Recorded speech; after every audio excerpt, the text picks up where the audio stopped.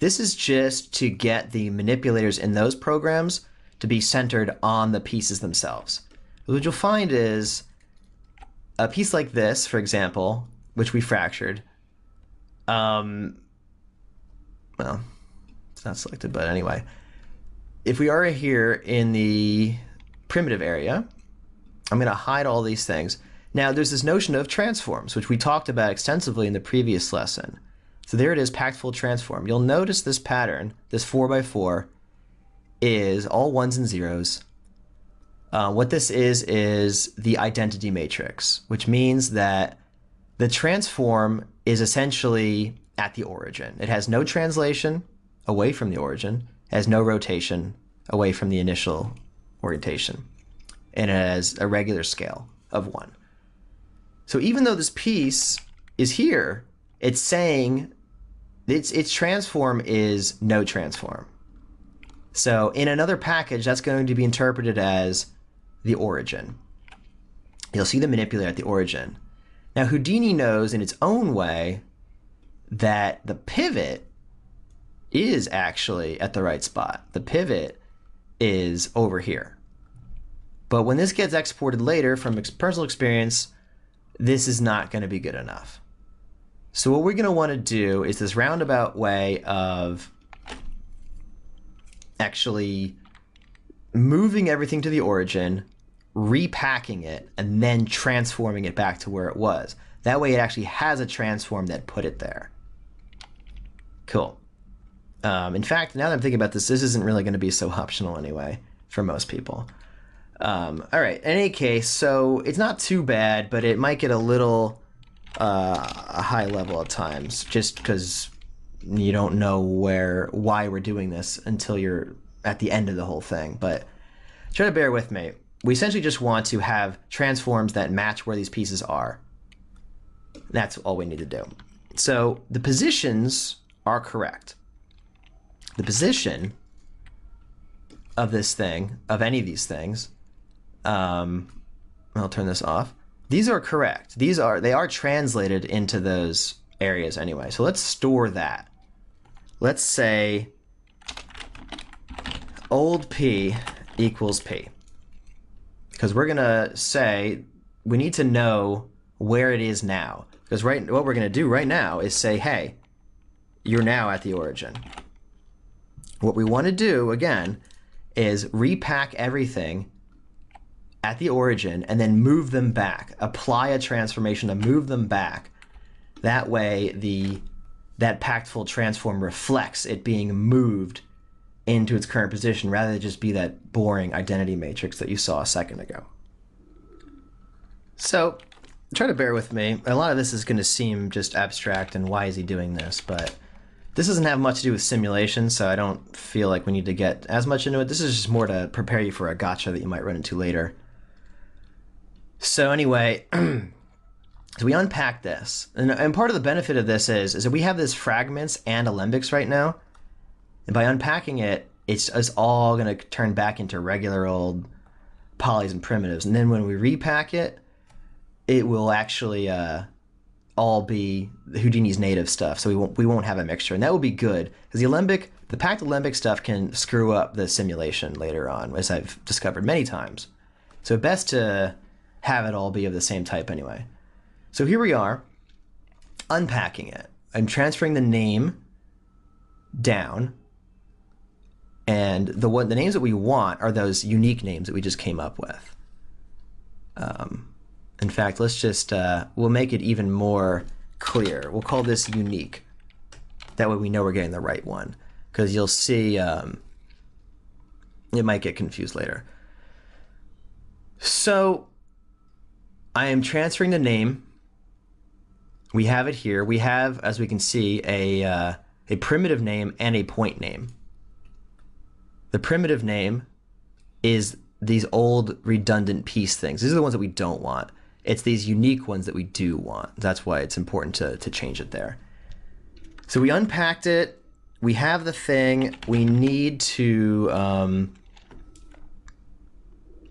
actually repack this now. Or let's clean it out first. While we're here, we might as well take advantage of one last chance to do a little bit of keeping rather.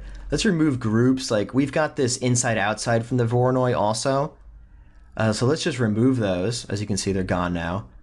It can do any other little fixes that it needs to do. And now let's simply repack these pieces based on the name. So you'll see we went from having 2100 points in primitives to only 562. Well, that's because it's using the bad names, the names from the Voronoi fracture. This is looking for a primitive attribute with which to partition things. So we actually need to promote, even though we want these to be point-based names for the simulation, we're going to need to at least temporarily promote them because we need to have it be at the primitive level in order for this thing to use it. So then you can see 2169, which is what we had here. That's what we want. We want to get back to where we were before, essentially. So we've packed them. We might as well transfer the name over also. So now we have our unique names back, and you can see that they all still line up, which is good. And we can use that. We can actually use that name. We actually have to promote it back down to being a point thing again. But now that we have it on the point level, we've got unique names down here. The original ones, before we even did any of this unpacking, also had the unique names down here. So we can just match up, essentially. And what I like to do here is, I'm going to move these over to the left a little bit. We can match up all the other parameter, or all of the other attributes, rather, from before. So we can say, just copy back everything. Copy it all back, but match by the name. So based on the name, and you can see some of the color came back in there, we got all our old stuff back. Well, we don't yet, actually. We have the color. What else we need? We need all those cat things that we like, and we're also going to need the old P so that we can move it back. So now we got it all back. All of the old names are back. I should say show all our stuff, and don't show only selected. We've got all of our old category names back, all of our old colors back, all that good stuff. Actually, we're going to need to bring the path back also. So there we go. Everyone's happy again. And to make sure that everyone's happy again, let's now just do our, let's move these pieces. The whole reason why we came here is let's move these things from the origin outwards. We'll say the old P. Oops. There we go. And did we get it? We did not. Should have pointed this back to here. There we go. That's why I should label these things. This was actually storing, store old P, and we couldn't transfer it over here, you know, until we actually had the attribute. So, and we'll just say this is restore position. Great. So again, not maybe super critical to understand why we did all that. This is mostly in case you want to export things later to another package, but it is important that we converted everything into packed fragments. Before, it was a mixture of packed fragments and alembics. Packed alembics can cause problems in simulations. It's like some weird bugs. They shouldn't, but they do.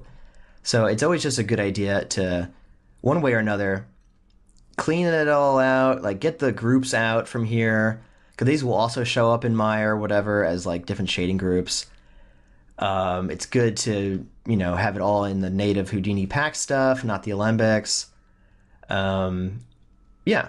And perhaps, you know, most importantly is now we have actual transforms. Now, if we look at the packed full transform, you'll see we actually have stuff over here now. Before we did not, or rather here we did not. The thing that we've been dealing with had nothing. All the manipulators in your other software would have been at the origin. Now the actual manipulators will line up because they've been transformed into this position.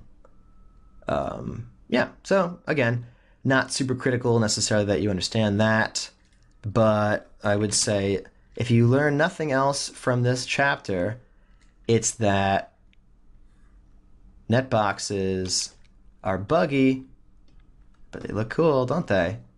Look at that. Now we can have this whole little section here, fix transform, and we'll make it a cool color. Great.